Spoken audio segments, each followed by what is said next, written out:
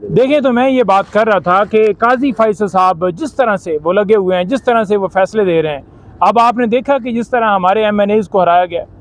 आपने देखा, मैं आपको खुद एक गवाही देता हूँ कि मैं खुद गया था कि रिकाउंटिंग की मैंने दरख्वास्त दी थी कि जनाब मेरे हल्के की रिकाउंटिंग की जाए, लेकिन मेरी दरख्वास्त मुस्तरद कर दी गई। और सिर्फ मैं ही नहीं, पाकिस्तान में मुख्तलिफ जगहों पर हमारे लोग गए, लेकिन एक दरख्वास्त भी एक्सेप्ट नहीं की गई, नहीं रिकाउंटिंग की गई। लेकिन जब नून लीग की दरख्वास्त दी जाती है और हमारा वहाँ पर उम्मीदवार जीता होता है, वहाँ पर दरख्वास्त एक्सेप्ट भी होती है, बल्कि वो जो बोरे हैं वोटों वाले, उसके नीचे से सूगा मार के उससे वोट निकाल लिए जाते हैं। हमें पता है तरीक़ाकार कि क्या किया जाता है, हमें पता है कि किस तरह जो है वो कहा जाता है कि ये चूहे जो है उन्होंने इस बोरी को खाया है, और उस तरीके से उसके अंदर वोट डालकर और उन लोगों को जो हारे हुए हैं उनको जितवाया जाता है। नवाज शरीफ खुद अपने हल्के से हार गए, जो एक पार्टी का सरबराह भी है, और जो नून लीग कहती थी कि कौम की आखिरी उम्मीद है, वो खुद हारा हुआ है। और 102% वोट आपने कभी जिंदगी में देखा है कि एक जगह के ऊपर NA की सीट के ऊपर 102% टर्न आउट हो, और नीचे जो है अगर MPA की सीट हो तो वहाँ पर 41 हो? तो सिर्फ और सिर्फ ये धांधली डाका डाला गया, जिसके ज़रिए से जो हारे हुए लोग थे उनको जितवाया गया और जो जीते हुए लोग थे उनको हरवाया गया। लेकिन कोई ये समझे कि एक्सटेंशन होगी, कोई ये समझे कि ऐसे काले कानून लाए जाएंगे, तो इमरान खान साहब का वाज़ेह पैगाम है।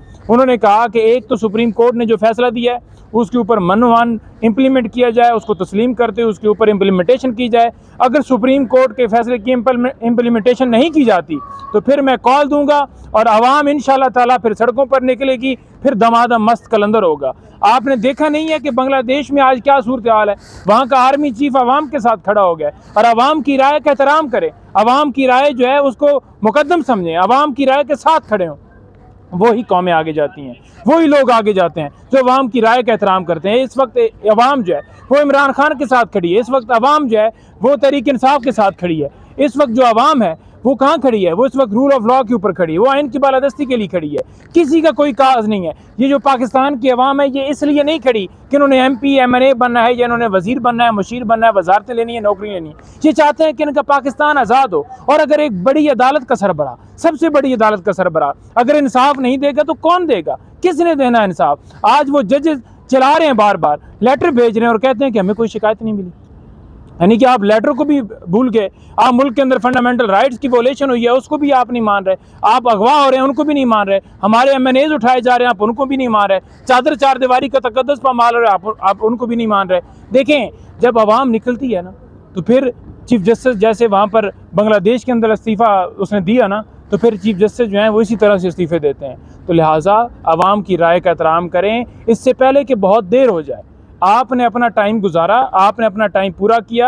आप समझते हैं कि जिस तरह से भी आपने पूरा किया, लेकिन कौम समझती है कि आपने नाइंसाफ़ियाँ की। लेकिन अब टाइम है कि अब आप जो है वो इज़्ज़त के साथ रुखसत हो जाएं। 3 महीने पहले अगर नोटिफिकेशन आपका हो सकता है तो क्यों नहीं अब जो है वो नए आने वाले चीफ जस्टिस को हो रहा?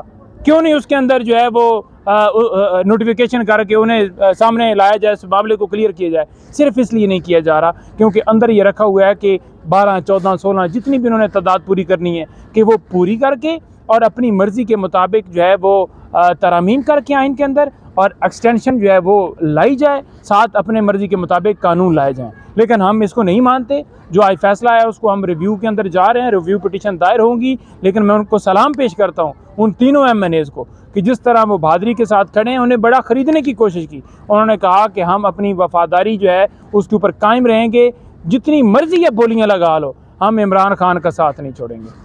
नहीं में तो पंजोता साहब ये बता देंगे, अगर ये सिलसिला इसी तरह जारी रहा, इसी तरह MNAs को रिकाउंटिंग में हराया गया, तो पाकिस्तान तहरीक इंसाफ जो इतनी बड़ी स्ट्रेंथ रखती है वो कब कॉल देगी इस्लामाबाद के लिए, धरने के लिए, लॉन्ग मार्च के लिए? ग्रैंड अलायंस भी आपका मौजूद है, इतनी बड़ी जमातें आपके साथ खड़ी हैं आइन तहफ़्फ़ुज़ कानून मूवमेंट के हवाले से। ये अगर सारा सिलसिला ना रुका तो फिर पाकिस्तान तहरीक इंसाफ लाएअमल कहाँ पे? देखें, आप देखें कि सवाबी में कॉल दी गई और पूरा पाकिस्तान आया। पूरा पाकिस्तान आपने देखा कि किस तरह निकला। पूरी दुनिया ने उसमें अप्रिशिएट किया कि लोग आज भी किधर खड़े हैं। नंबर 1। नंबर 2 बात है कि 13 तारीख को इमरान खान ने कॉल दी है कि पूरा पाकिस्तान निकले। क्योंकि आगे 14 अगस्त है। 14 अगस्त को हम पूरे पाकिस्तान में मुख्तलिफ जगहों पर जो सूबाई हेडक्वार्टर है वहाँ पर कन्वेंशन करने जा रहे हैं। फिर उसके बाद हमने लाहौर के अंदर एप्लीकेशन दी हुई है जलसा की, और फिर साथ आप 27 को देखेंगे कि लाहौर में 27 को एक और हमने जलसे की कहा हुआ है। अगर यही सूरत हाल रही तो ये जलसे जो हैं धरने में बदलते हुए टाइम नहीं लगता, और फिर जब धरने में बदलेगा ना, फिर ये नहीं होगा कि जमात इस्लामी की तरह वो धरना दिया गया और उसके बाद जो है वो कहा गया कि अब 1 महीने का टाइम दिया जाता है, अगर कीमतें कम कर दी जाएंगी या IPPs के माहदों के ऊपर रिव्यू कर लिया जाएगा या टैक्सेस के मामले के ऊपर जो है रिव्यू कर लिया जाएगा, और फिर अगर 1 महीने के बाद नहीं होता तो फिर हम दोबारा आएंगे। हम ऐसा नहीं करेंगे। हम बैठेंगे तो फिर उस वक्त तक बैठेंगे जब इमरान खान को जेल से बाहर, अवाम का मैंडेट, इमरान खान वज़ीर आज़म और चोर लंदन नहीं हम भागने देंगे, क्योंकि उनका नाम इसीलिए खान साहब ने कहा है KCL में डालें ताकि उनके वापसी के दरवाजे जो हैं वो बंद हों, क्योंकि वो हमेशा कौम को उसी हालत के अंदर छोड़कर भागते हैं और फिर डील करके वापस आते हैं। वेन्यू क्या होगा इस सारे आपके प्रोटेस्ट का? जगह कौन सी होगी? इस्लामाबाद होगा, कोई और जगह होगी? देखिए, वेन्यू जो है वो फैज़ाबाद भी हो सकता है, वेन्यू जो है वो D चौक भी हो सकता है, वेन्यू जो है वो कश्मीर हाईवे के ऊपर कोई जगह हो सकती है, कोई भी हो सकता है, लेकिन वो हम वेन्यू डिसाइड करेंगे जो पार्टी के साथ मुशावरत के साथ तय होगा।